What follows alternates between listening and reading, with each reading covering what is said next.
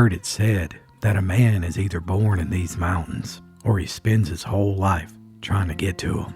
I guess you could say that was the case with me. It was just like the old folks used to claim, ain't no use in trying to stop destiny.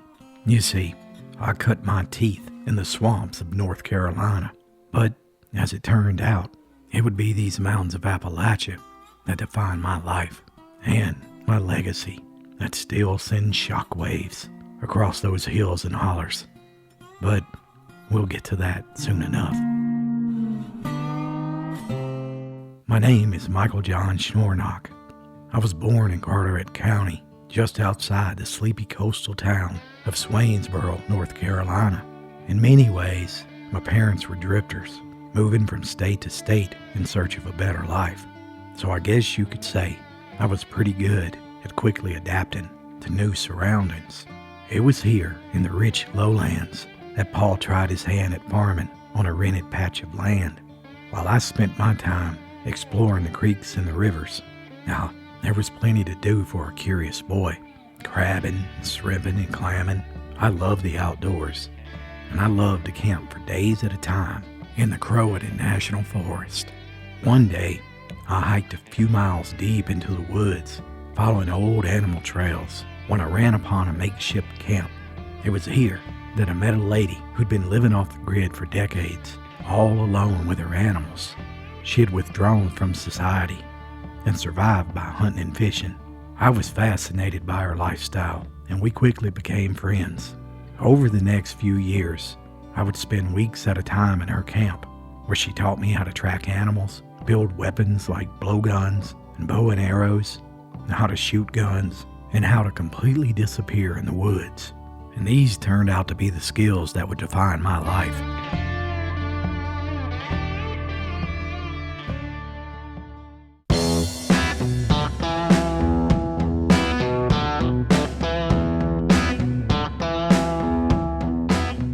By the time I was 18, I was an expert outdoorsman in every sense of the word.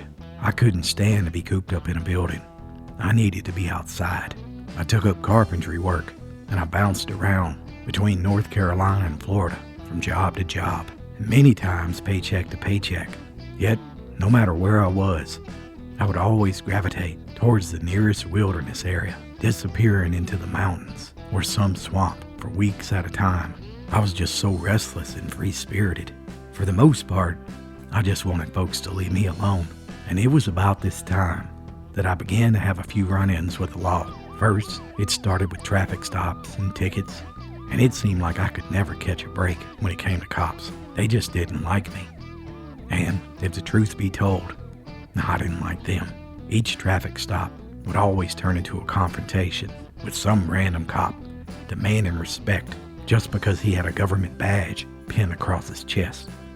And me, I'd look him right in the eye and tell him to go to hell.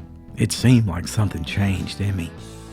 I started to resist all forms of any authority, and I became fearless.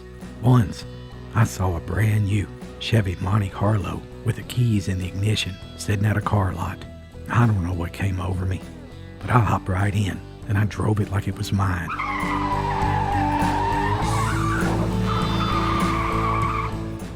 I loved the adrenaline rush I felt as my hands gripped the wheel, listening to those pipes scream as I roared down the highway. It was addicting because a few weeks later, I stole a Jeep just for fun, and I led state troopers on a 27-mile chase before I pulled over and jumped into a river and swam to a small island where I was captured a few hours later and jailed. And that night, I escaped police custody again, and I was on the run in the woods for 3 days before the cops finally caught up with me. Just like that, I was sent to prison for 3 years.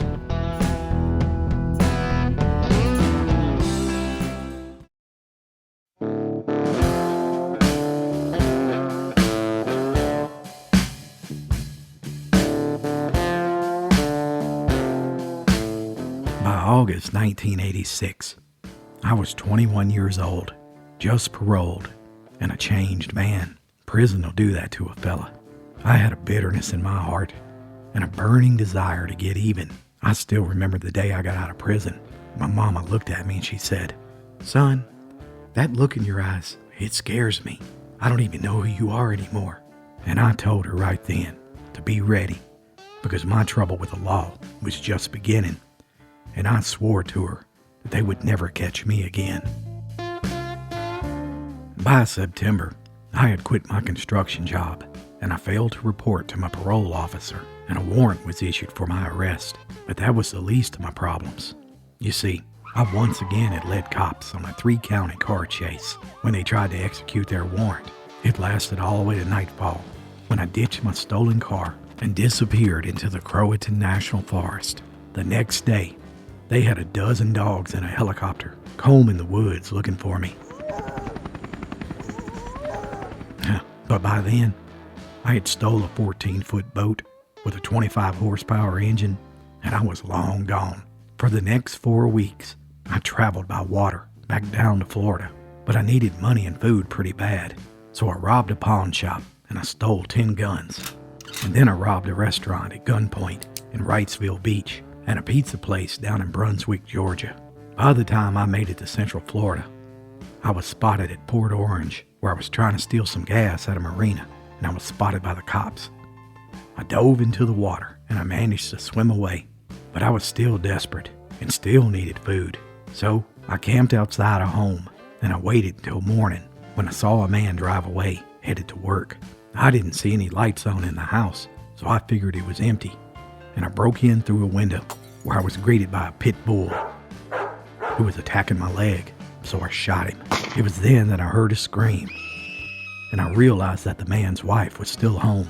I told her I wouldn't hurt her, but I needed food, so she warmed up some spaghetti from the previous night. And after I ate, I stole a motorcycle from the garage, and I was on the run again.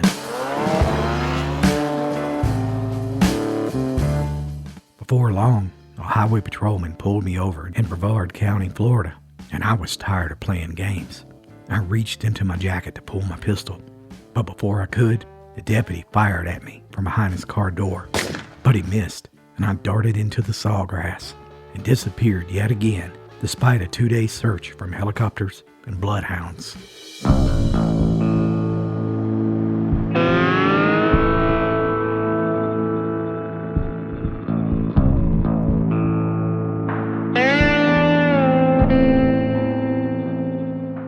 By now, there seemed to be no turning back for Michael John Shornock. He was a convicted felon on the run who had just committed a string of armed robberies, including holding a woman hostage in her home, and he had evaded 2 manhunts by police in North Carolina and Florida. Yet, despite their efforts, the wanted man was nowhere to be found before he resurfaced a month later in Cape Carteret, North Carolina, where he robbed a bank and shot 2 police officers during his escape. Now, he was tired of running up and down the eastern coast, so the fugitive stole a car and he headed for the Appalachian Mountains of western North Carolina for a final showdown that would captivate the nation.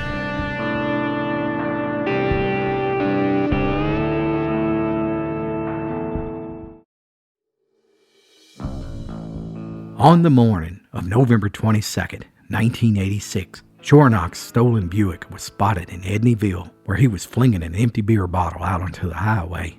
When the highway patrolman attempted to pull the fugitive over, Shornock pointed his .357 Magnum out the driver's side window, and he blew a hole clean through the windshield of the highway patrolman's car. In that moment, Michael John Shornock exited his car dressed in full military camouflage with several weapons, including a machine gun strapped across his back, and he disappeared into the woods of Sugarloaf Mountain.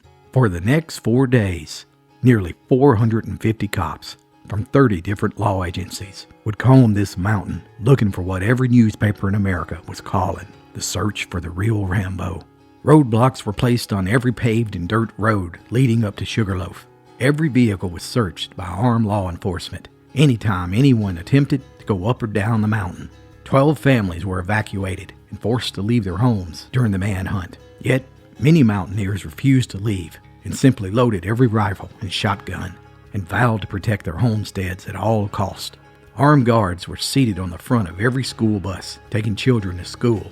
Police set up outposts on every side of the mountain and formed a human wall surrounding the mountain as the largest manhunt in North Carolina history was underway.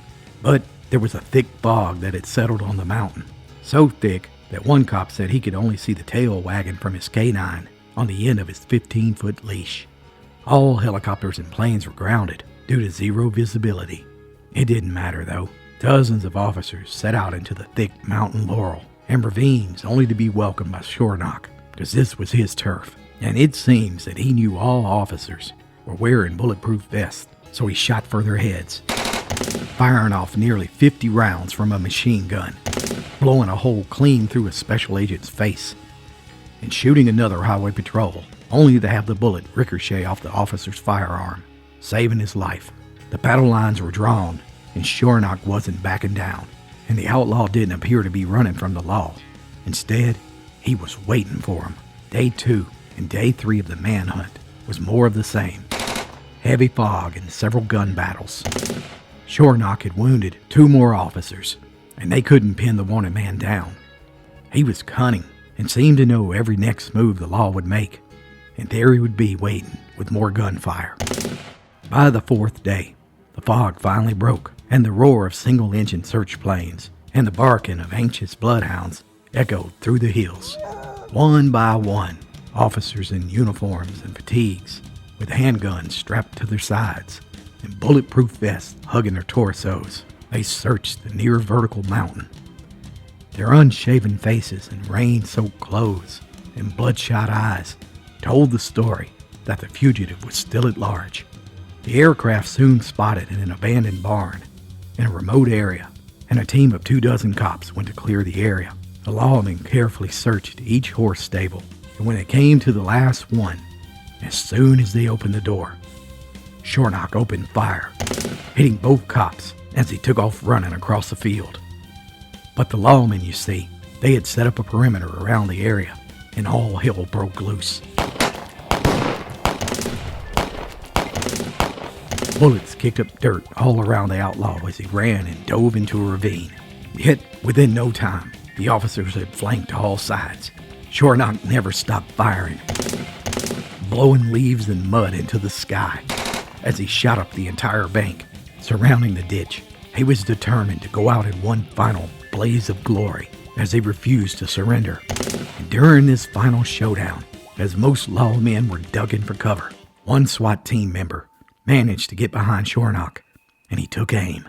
One shot rang out, shooting the renegade right through the head, and finally ending a 3-month crime spree across 4 states.